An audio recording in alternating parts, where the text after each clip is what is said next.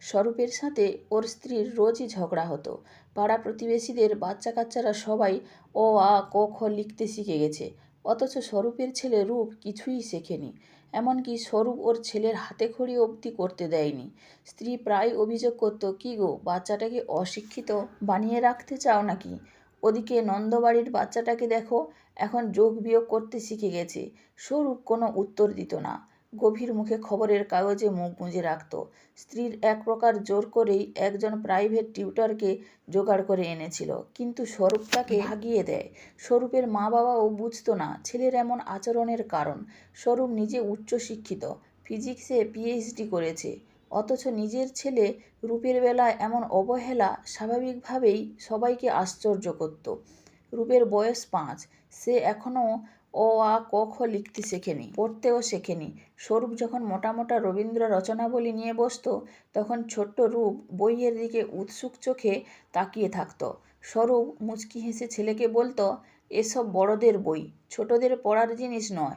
বাবা যখন অন্য ঘরে থাকতো, ছোট রূপ মাঝে মাঝে বাবার বইগুলো খুলে দেখার চেষ্টা করত। স্বরূপ দেখতে পেলে গম্ভীর মুখে বইটা কেড়ে নিত। মাসখানেক বাদে স্বরূপ কিছু বাংলা আর ইংরেজি ফার্স্ট ওয়ার বুক কিনে ঘরে রাখলো। স্ত্রীর ভীষণ উৎসাহ, এবার ছেলে অক্ষর চিনবে, সংখ্যা চিনবে, নন্দবাড়ির বাচ্চার সাথে রূপ কম্পিটিশন দেবে। কিন্তু স্বরূপ কড়াভাবে বউকে বারণ করে দিল, রূপকে যেন ভুলেও হাতেখড়ি করানো না হয়। বইগুলো ঘরেই রাখা থাকতো। রূপ বইগুলো নিয়ে পরম বিস্ময়ে ঘাটাঘাটি করত। অজগর সাপ কিংবা আমের ছবির পাশে কী লেখা রয়েছে তার এক বর্ণও উদ্ধার করতে পারত না। সেজন্য রূপের বিস্ময় আরও বাড়ত। সারাদিন বইগুলো নিয়ে পড়ে থাকত আর অক্ষরগুলোর মর্মোদ্ঘাটনের প্রচেষ্টা করত।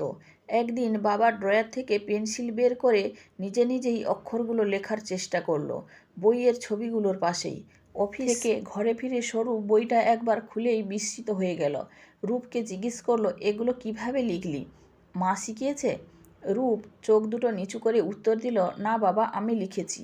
এগুলো কি, আমায় শেখাবে?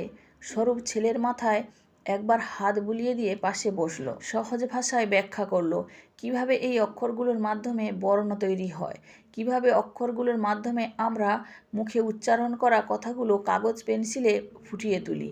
রূপের হাতে হাত মিলিয়ে কাগজে ফুটিয়ে তুলল অ আ হ্রস্বই দীর্ঘই। রূপ পরম বিস্ময়ে শিখতে লাগলো। যেগুলো এতদিন মনে প্রাণে লিখতে চাইতো, সেগুলো আজ বাবার হাতে হাত রেখে শিখছে। পেছনের দেওয়ালে মা সরস্বতীর ছবি।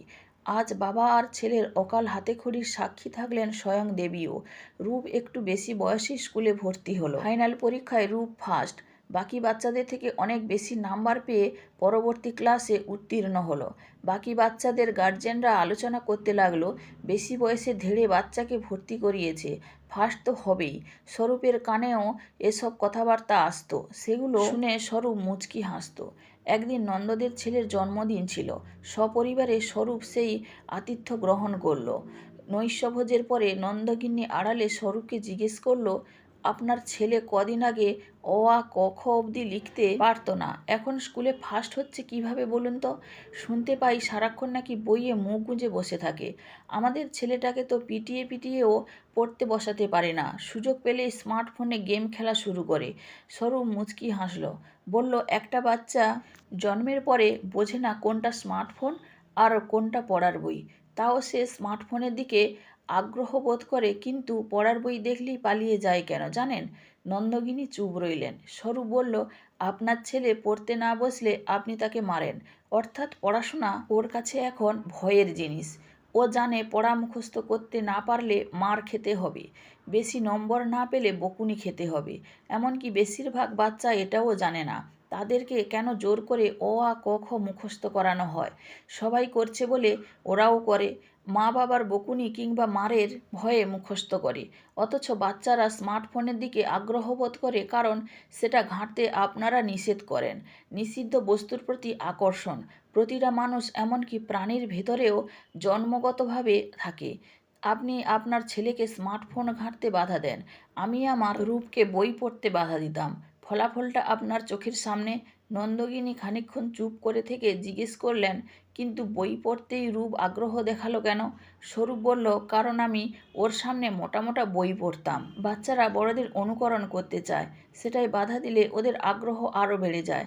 ঠিক যেমন আপনার ছেলে আপনাকে আর নন্দদাকে দিবারাত্র স্মার্টফোন ঘাঁটতে দেখে, সেই জন্য ওরও আগ্রহ স্মার্টফোনের দিকেই। ঘোষগিন্নি তবুও মন থেকে মানতে পারছিলেন না।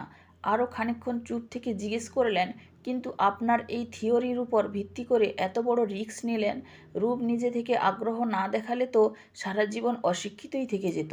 স্বরূপ আবার মুচকি হেসে উত্তর দিল, কেউ সারা জীবন অশিক্ষিত থাকে না, শুধু আপনারাই শিক্ষা শব্দটাকে সঠিকভাবে বিশেষায়িত করতে শিখলেন না। আমি বাড়িতে রূপের জন্য bat, hockey stick, football, harmonium, আঁকার খাতা সব কিছু কিনে রেখেছিলাম।